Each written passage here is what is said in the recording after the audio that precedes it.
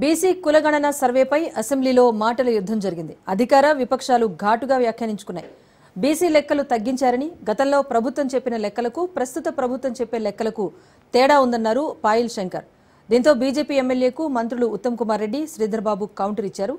కులగణన ఏ బీజేపీ పాలిత ప్రాంతంలో కూడా జరగలేదని అన్నారు. తప్పుడు లెక్కలు చెబుతున్నారంటూ అధికార పక్షం ఇటువైపు వాదించింది. ఆంధ్రప్రదేశ్లో బీసీలకు అన్యాయం జరుగుతున్నది, మన రాష్ట్రం మనకొస్తే అన్ని రకాలుగా న్యాయం జరుగుతుందని బాగా ఆశపడ్డం అధ్యక్ష. తెలంగాణ ఉద్యమంలో ముందు వరుసలో ఉండి పోరాటం చేసింది బీసీ బిడ్డల అధ్యక్ష. ఇది కొత్తగా పదం తీసుకొచ్చిండ్రు. మరి నేనైతే ఇది ఎక్కడా చూడలేదు. హిందూ బీసీలు, ముస్లిం బీసీలు, ఇది ఎక్కడ పదం అధ్యక్ష? అసలు ఇది రాజ్యాంగం ఒప్పుకుంటుంది అధ్యక్ష? ఇటువంటి పదాలు వాడి ఈ రిపోర్టు మీరు బయట పెట్టి రేపు బీసీలకు ఎట్లా న్యాయం చేస్తారు అధ్యక్ష? హిందూ బీసీలు, ముస్లిం బీసీలు, అసలు ఈ రకంగా బీసీలు ఉంటారా? ఈ ఇబ్బందులు ఉన్నాయని తెలిసిన తర్వాత ఈ 14 నెలలలో మీరు చేయాల్సినటువంటి కార్యక్రమాలు చేయలేదు అధ్యక్ష. మీరు చేయాల్సినటువంటి కార్యక్రమాలు చేయని కారణంగా ఈరోజు స్థానిక సంస్థల పీరియడ్ అయిపోయింది, రేపో మాపో ఎన్నికలు. మీరు హడావిడి పడి ఈ రకమైనటువంటి తప్పుడు తడకలతోని నివేదిక తయారు చేస్తే దీన్ని కోట్లు కొట్టేస్తాయి అధ్యక్ష. 2 స్టిక్కర్లు అంటేస్తే ఎవరు ఆ 2 స్టిక్కర్లు అంటేసిన వాళ్ళ అధికారుల మీద చర్యలు తీసుకుంటాం, వాళ్ళ పేర్లు కూడా చెప్తే మంచిదని చెప్పారు. కానీ 98 లక్షల జనాభా తగ్గించిన వాళ్ళు దాని గురించి చెప్తలేదు. 2 స్టిక్కర్లు వేస్తే మాత్రం వాళ్ళ మీద చర్యలు అంటారు. 14 ఏళ్లలో మా బీసీల సంఖ్యనే ఎందుకు తగ్గింది, మిగతా వాళ్ళ సంఖ్య ఎందుకు పెరిగింది, ఏ కారణం చేత పెరిగింది?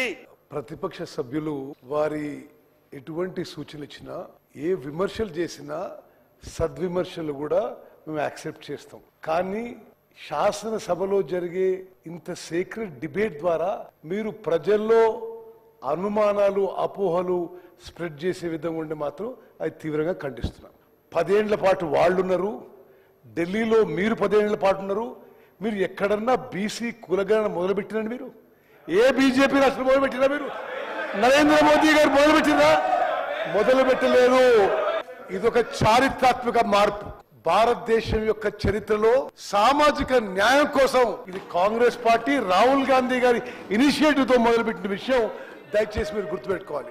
శంకర్ గారు, మీరు నరేంద్ర మోదీకి సలహా ఇవ్వచ్చు కదా, మొత్తం భారతదేశంలో చేయొచ్చని. మరి చేస్తలేరు వాళ్ళు. మరి 10 ఏళ్ల పాటు వాళ్ళు పరిపాలించారు, వాళ్ళు చేసినరా? వాళ్ళు చేయలేదు. కానీ ప్రభుత్వ లెక్కలు ఏం చెప్తున్నాయి అధ్యక్ష? ఈరోజు ఇది చెప్పింది ప్రభుత్వ లెక్కనే. ఇంకో లెక్క ఈరోజు ఏం చెప్తున్నారు? మా లెక్కల ప్రకారం 1,00,000 చిల్లర మంది ఉద్యోగస్తుల్ని నియమించి ఇన్ని నెలల పాటు కష్టపడి 8 రేటర్లకు తర్ఫీదిచ్చి మేము చేసినటువంటి సర్వే ప్రకారం ఈ రాష్ట్రం 3,34,77,554 సంఖ్య, 98,52,168 ఎవరు ఎక్కడికి వెళ్ళిండ్రు అని నేను చెప్తున్నది అధికారిక వెబ్సైట్ లెక్కనే చెప్తున్నా, ప్రభుత్వం పెట్టినటువంటి వెబ్సైట్ లెక్కనే చెప్తున్నా. 52,168 మంది తక్కువ చేసి మీరు చూపిస్తున్నారు. బీజేపీ రాష్ట్ర అధ్యక్షుడు ఒక బలహీన వర్గాలకు సంబంధించిన మరి బండి సంజయ్ గారు ఉండే. ఎవరు తీసిన అధ్యక్ష? కాంగ్రెస్ పార్టీ వచ్చి తీసింది అధ్యక్ష. ఈరోజు బలహీన వర్గాలకు సంబంధించిన కేంద్ర మంత్రిగా ఉండే బండారు దత్తాత్రేయ గారు ఏమైంది అధ్యక్ష?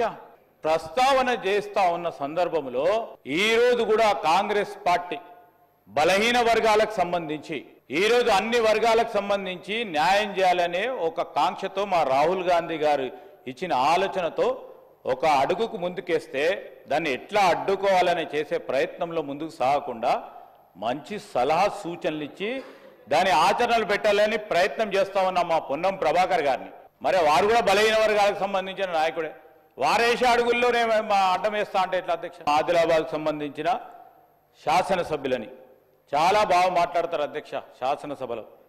మరి వారు ఇంకా ఎదగాలని ఆలోచన చేస్తాం. మేము ఒక బలహీన వర్గాల నాయకుడిగా ఇంకా ఎదగాలి, ఇంకా ముందుకు నడవాలి, ముందు మంచి ఆలోచనలు చేయాలి.